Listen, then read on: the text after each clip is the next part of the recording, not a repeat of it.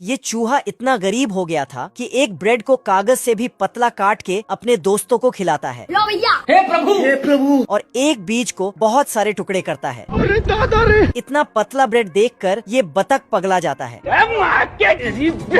और भूख को मिटाने के लिए प्लेट ही खाने लगता है। तो इसका दोस्त इसे रोकता है। अरे रुक जा के नागमणि ले। ठीक है समझिए। लेकिन ये साला बाहर जाके गधे का पूंछ चबाने लगता है। अब बताओ मैं क्या करूं? कुत्ता और बतख खाना खेल रहे थे। तभी चूहा बतख को खुश करने के लिए बाजार से एक गिफ्ट लाता है। ये देख असली साले तू। लेकिन बतख उसको फेंक देता है जिसमें कुछ जादुई बीज थे। रात होते ही उस जादुई बीज से बहुत बड़ा पौधा निकलने लगा। सिस्टम पार देंगे। पौधा इतना बड़ा निकला कि इनका घर ऊपर आसमान में ले जाता है। बाप रे। तीनों ऊपर पहुंचते ही खुशी से नाचने लगते हैं। पर यहाँ हर चीज इन तीनों से बहुत बड़ा था। फिर भी ये गिरते पड़ते आगे बढ़ता है। ये मच्छर इनके तरफ आ रहे थे पर तभी उसे मछली खा जाती है। बाप रे। इधर उधर भागते भागते एक बड़े से सीढ़ी से टकरा जाता है। ओ भाई ये क्या है? तो बतख, चूहा और कुत्ता तीनों एक दूसरे के मदद करते हुए एक बड़े से घर के अंदर घुसता है जहाँ बहुत सारे अच्छे खाना रखा था। फिर तो ये तीनों ऊपर चढ़कर फ्री फोकट का खाना खाने लगे।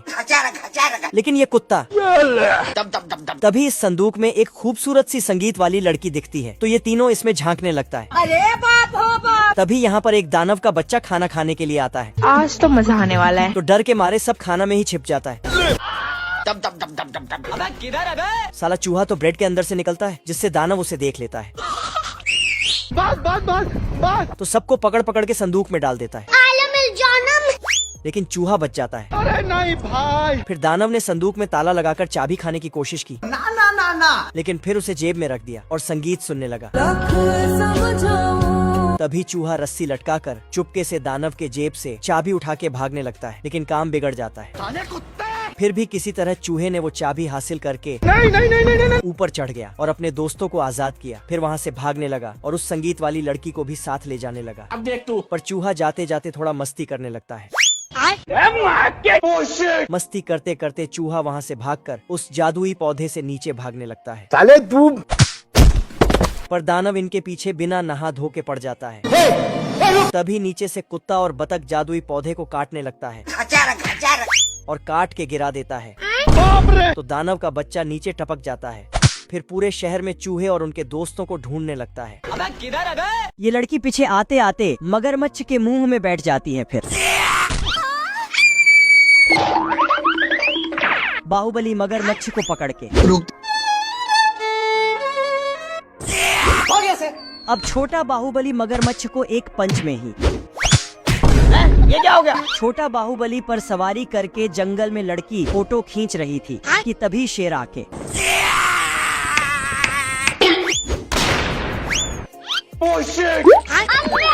लड़की बंदर की फोटो खींच रही थी। तभी बाहुबली इसको उठा के ले आता और लड़की को देखकर इसके मन में लड्डू फूट रहे थे। लड़की भी बाहुबली के डोले सोले देखकर इम्प्रेस हो जाती है। तभी छोटा बाहुबली आ जाता है। बाहुबली इसे उठा के फेंक देता और एक नारियल को अपने हाथ से फोड़ देता। अब देख तू। तो छोटा बाहुबली बहुत सारे नारियल को ऊपर उछाल के कौन है वो कहाँ से वो? तभी छोटा बाहुबली आके फिर बड़ा बाहुबली और दोनों के बीच फाइट हो जाता है।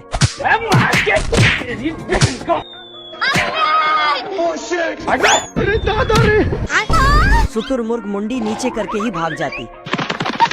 बड़ा बाहुबली फेफड़ी बजाते ही जंगल के सारे जानवर आ जाते हैं। अब देख तू। फिर बाहुबली लड़की को उठा के अपने महल में ले जाता है और समझ रहे हो? तभी छोटा बाहुबली विटामिन खाने वाला था कि बंदर उसके मुंह में विटामिन डाल देता, जिसके बाद छोटा बाहुबली तो एक एक करके सभी जानवर को मार के कुछ न कुछ सामान बना देता है। ओ भाई ये क्या है? इधर लड़की चिल्लाकर अपने छोटे बाहुबली को बुलाने लगी। तो छोटा बाहुबली उसका घर को ही नीचे खींचकर कौन है बे? ये क्या हो गया? ये खरगोश यूपीएससी की तैयारी कर रहा था कि तभी बैल आके अब बैल जाके अपने सिंग में धार लगा के आकर खरगोश को हवा में उछाल देता। लेकिन ये खरगोश हवा में भी पढ़ाई कर रहा था। बैल पर फूलों की बारिश कर रहा था। तभी खरगोश की एंट्री होता है। फिर बैल खरगोश को मारने जाता तो खत्म। अरे दादा रे, अरे मम्मी रे। खरगोश बैल के सिंह को ठोक कर मोड़ देता है, लेकिन बैल सिंह को खोल के क्या रे भिख मंगिया, खत्म। अब बैल अपने सिंह का धार बढ़ा रहा था कि तभी खरगोश बैल के सिंह को गुलेल बनाकर बैल को ही